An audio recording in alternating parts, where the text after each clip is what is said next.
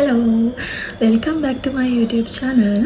අද වීඩියෝ එකෙන් මම කතා කරනවා perfect එහෙම නැත්නම් පරිපූර්ණ ශිෂ්‍යයෙක් වෙන්නේ කොහොමද කියලා. හරි.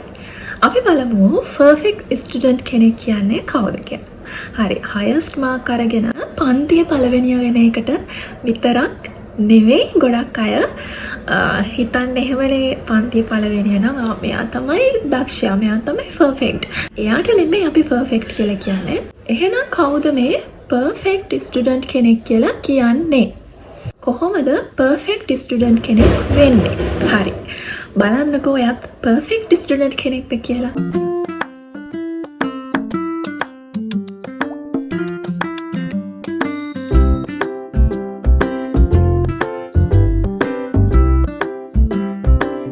perfect student කෙනෙක් දන්නවා තමන් ඉගෙන ගන්නේ ඇයිද කියලා. ඔයා මෙන්න මේ ප්‍රශ්න ටික ඔයාගෙන් අහන්නකෝ. ඔයා අහන්න ඔයාගෙන් what is my dream? මොකක්ද මගේ හීනය? එතකොට ඔයාගේ ළඟ උත්තරයක් තියෙනවා නම් ඊළඟ එක why do I want to study? ඇයි ඔයාට ඉගෙන ගන්න ඕනේ? ඊළඟ එක what do I want to this year? මේ වසරේ මට මොනවාද achieve කරගන්න ඕනේ? මොනවාද මට අවශ්‍ය? එතකොට ඔයාගේ goal එක clear නම් ඔයාගේ අවධානය ශක්තිමත් වෙනවා. ඒක perfect student කෙනෙක්ගේ ලක්ෂණය. ඊළඟට time management. time management කියලා කියන්නේ success student කෙනෙක්ගේ number 1 talent එකක්. ඔයා daily study plan එකක් හදන්න. හැම දවසකම එකම වෙලාවක් තියාගන්න පාඩම් කරන්න. එතකොට ඔයාගේ මොලේ හිරු වෙනවා ඒකට. ඔයා පාඩම් කරන්න ගියාම එයා දන්නවා දැන් මූ පාඩම් කරන්න තමයි හදන්නේ. ඒක නිසා ඔළුව එක තැන තියාගෙන පාඩම් වැඩ කරන්න ඕනේ කියලා. planning වලට වෙනම පොතක් තියාගන්න. මොකද අහුවෙන කොළ කෑලි වල ලියා ගන්න එපා. එතකොට ඔයාට එහෙම එක පොතකට අරගෙන ලියනකොට බලා ගන්න පුළුවන් ඔයාගේ progress එක. ඊළඟ එක පාඩම් කරද්දී එක දිගට පාඩම් කරන්න යන්න එපා. විනාඩි 20ක් හරි විනාඩි 50ක් හරි එක දිගට පාඩම් කරලා විනාඩි 10-15ක පොඩි break එකක් ගන්න.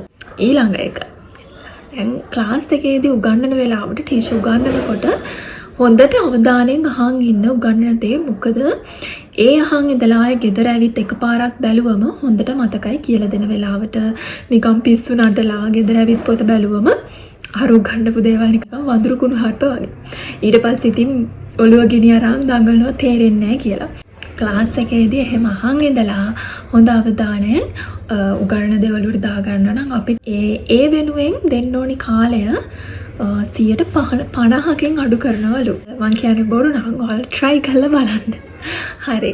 ඊළඟ එක ඔයාලා note ලියන්දී හරිම පැහැදිලි short organizing හරිම ලස්සන ඒ කියන්නේ පොතේ පිටු පෙරලා බැලුවාම අපිට කියවන්න ආස හිතෙන විදියට හරිම කලර්ෆුල් විදියට කලර්ෆුල් කිව්වහම මේක නිකන් තොරණක් වගේ නෙමෙයි අපිට බැලුවහම අර බලන්න ආස හිතෙන්නේ ඒ විදියට අපේ නෝට් ලියලා තියාගන්න.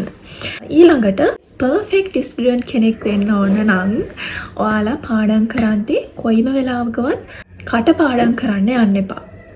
අපි මේ perfect student ගැන කතා කරන්නේ. එතකොට ඔයාලා concept එක තේරුම් ගන්නවා මිසක් කටපාඩම් කරන්න යන්නේ නැහැ. ඔයා මොන හරි දෙයක් ස්ටඩි කරද්දී ඔයාගෙන් ප්‍රශ්න කරන්න ඇයි මේක මෙහෙම වෙන්නේ? ඇයි මේක මෙහෙම වෙන්න බැරි වුනේ? මේක ක්‍රියාත්මක වෙන්නේ මේක process වෙන්නේ කොහොමද? ඔයාට දෙයක් තේරුණා කියලා හොඳටම බලා ගන්න ඕන නම් ඔයාට කරන්න එක දෙයක් තියෙනවා. ඒ මොකද දන්නවද? ඔයා කාට හරි ඔයා ඉගෙන ගත්ත දේ එක්ස්ප්ලেইন කරන්න. එතකොට ඔයාට තේරෙනවා ඔයාට එක්ස්ප්ලেইন කරගෙන යද්දී ඔයා එක තැනක් දන්නේ නැත්නම් ඔයා හිර වෙනවා. එතකොට ඔයා දන්නවා මෙතන මට පැහැදිලි නැහැ, මෙතන මම දන්නේ නැහැ, මෙතන මම තව ටිකක් ඉම්ප්‍රූව් කරගන්න ඕනේ කියලා.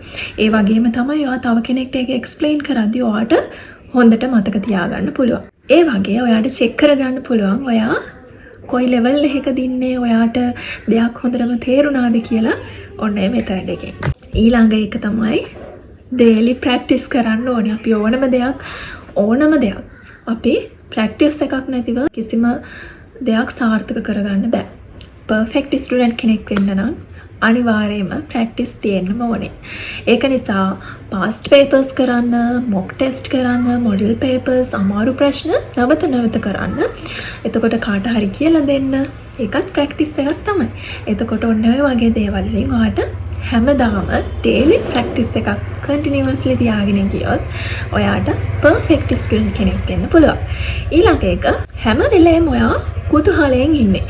අරකුණේ කොහොමද ප්‍රශ්න වලට උත්තර හොයාගන්න, YouTube channels, research papers, එතකොට පොත්පත් රිෆර් කරලා දැනුම හොයනවා නම් අන්න පර්ෆෙක්ට් ස්ටුඩන්ට් කෙනෙක්ගේ තව ලක්ෂණයක්. ඊළඟට ඔය කොයික කරන්නත් අපි නිරෝගීව ඉන්න ඕනේනේ. එතකොටනේ පර්ෆෙක්ට් වෙන්නේ. ෆිසිකල් වගේම මෙන්ටලිත් අපි හොඳ නිරෝගීව ඉන්න ඕනේ. එතකොට අපි අවම වශයෙන්, ඒ කියන්නේ ඉගෙන ගන්න ස්ටුඩන්ට් කෙනෙක් අවම වශයෙන් පැය 7ක්වත් නිදා ගන්න ඕනේ. ඒ වගේම තමයි හොඳට වතුර බොන්න. එතකොට ඔයාලා හොඳ සෞඛ්‍යයට හිතකර ආහාර විතරක්ම ගන්න. ඊළඟට ස්ට්‍රෙස් වෙන්න එපා. ඊළඟට ඔයාලා එක්සර්සයිස් කරන්න. මොකද ඔයාලා එක දිගට වාඩි වෙලා ඉන්නේ. එතකොට අර පොඩි සිම්පල් එක්සර්සයිසස් ටිකක් කරාට පස්සේදී හොඳයි. මොකද එක දිගට වාඩි වෙලා ඉන්න එක පොඩක් හොඳ නෑ. ඒක නිසා ඒ ගැනත් මතක තියාගෙන ඉන්න. ඊළඟට ඔයාට එන්වයරන්මන්ට් එකේ එන ඩිස්ට්‍රැක්ෂන්ස් රිඩියුස් කරගන්න ඕනේ. ඒ මොනවාද? මුලින්ම මොබයිල් ෆෝන්ස් ගොඩක් මොබයිල් ෆෝන් වලට ඇබ්බැහි වෙච්ච කට්ටිය ඉන්නවනේ. ඒවා යූස් කරන එක අඩු කරන්නම ඕනේ. අඩු කරන්න කියන්නේ නවත්තලම දාන්න පුළුවන් නම් හොඳයි. හරි. එතකොට ඔයා ස්ටඩි කරන වෙලාවට මොබයිල් ෆෝන් එක පැත්ත පළාතකටවත් ගන්න එපා. මොකද ළඟ තිබ්බොත් අනිවාර්යෙන්ම ඔයා ස්ක්‍රෝලින් කරන්න ගන්නවා. ඒක නිසා ඒක නවත්තන්න. ඊළඟට ඔයා පාඩම් කරන තැන. මම මේක ගොඩක්ම කියන හැම වෙලේම පාඩම් කරන තැන හරිම ප්‍රියමනාප විදියට පාඩම් කරන්න ආස හිතන විදියට තියාගන්න. පාඩම් කරන මේසේ වුණත් හරිම ආස ඉන්න හිතන විදියට, එතන වැඩ කරන්න ආස හිතන විදියට තියාගෙන ඉන්න. මම මේ කතා කරන්නේ පර්ෆෙක්ට් ස්ටුඩන්ට් කෙනෙක් ගැන. එතකොට එයාලා කොයිම වෙලාවකවත් ප්‍රශ්න අහන්න බය වෙන්නේ නැහැ. මොන හරි දන්නේ නැත්නම් ඕනම කෙනෙක්ගෙන්, එයා ඒක දන්නවා කියලා හිතන ඕනම කෙනෙක්ගෙන් ඒක අහන්න බය වෙන්නේ නැහැ, ලැජ්ජ වෙන්නේ නැහැ. හරි. ඒක ටීචර් කෙනෙක්ගෙන් වෙන්න පුළුවන්, වගේ යාළුවෙක්ගෙන්, පවුලේ අයගෙන්, ඕනම කෙනෙක්ගෙන් ප්‍රශ්න අහලා දැනගන්න එක ඔයාට වේගෙන් ඔයාගේ ස්ටඩීස් කරගන්න, දේවල් මතක තියාගන්න, දේවල් හොයාගන්න, දන්නේ නැති දේවල් හොයාගන්න ලොකු හෙල්ප් එකක් වෙනවා. හරි. ඊළඟ එක තමයි ඔයා හැම සතියකම අවසානයේ ඔයා ඉගෙන ගත්ත දේ ටෙස්ට් කරලා බලන්න. නැත්තම් ඔයා දන්නේ නැහැනේ, ඔයා දන්නවද මේ ඉගෙන ගන්නවා විතරයි. මොකුත් ඔයා දන්නේ නැත්නම් ඔයා ඉන්න කොයි ලෙවල් එක මොකක්ද කියලා දන්නේ නැත්නම් ඒ දේවල් වලින් වැඩක් නැහැනේ. ඒක නිසා ඔයා ඉගෙන ගත්ත දේ ටෙස්ට් කරලා බලන්න. එතකොට ඔයා වීක් තැන් අඳුර ගන්න පුළුවන්. එතකොට ඒව කොහොමද ඉම්ප්‍රූව් කරගන්න ඕනේ කියලා ඔයාලට අයිඩෙන්ටිෆයි කරගන්න පුළුවන්.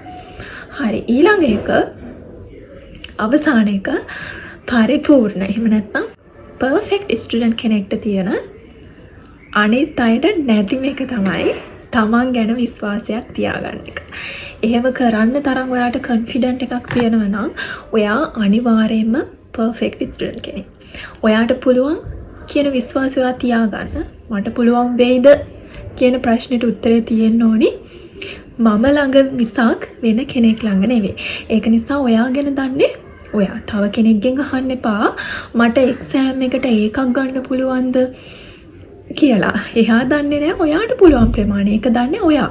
ඒ ගැන ඔයාට කොන්ෆිඩන්ට් එකක් නැති තාක් ඔයා පර්ෆෙක්ට් ස්ටුඩන්ට් කෙනෙක් නෙවෙයි. එහෙනම් අද ඉඳන් ඔයත් පර්ෆෙක්ට් ස්ටුඩන්ට් කෙනෙක් වෙන්න.